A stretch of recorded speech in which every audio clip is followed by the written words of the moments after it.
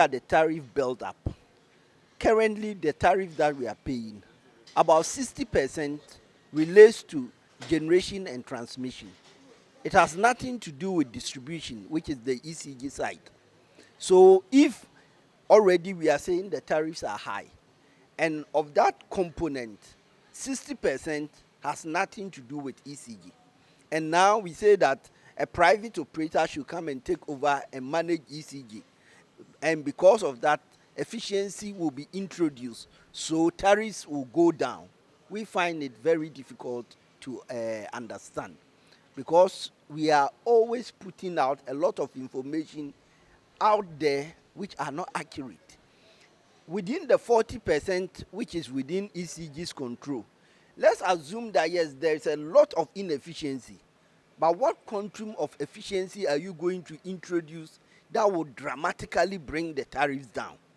When now you are going to have some additional factors going to add to the tariff structure, because the private sector is now going to pay lease payments to ECG for using ECG equipment. And these lease payments must be factored and recovered also through the tariffs. And then also, the private investor is putting his money in, and there must be some return on his investment. And where is that returns going to come from? Also through the tariffs. So now you are adding two major components, and you are saying that automatically tariffs will go down.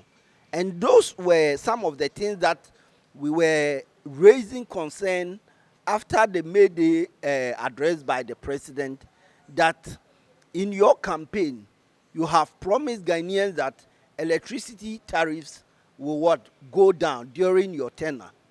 But during this tenure, and we are still going ahead with this PSP, I am finding it very difficult to see how we reconcile the two. We were thinking that one of the sure ways to make and to ensure that the private sector orientation for profit doesn't dominate was for government to get a strategic partner to work with ECG, so that it's not 100% control in the private sector.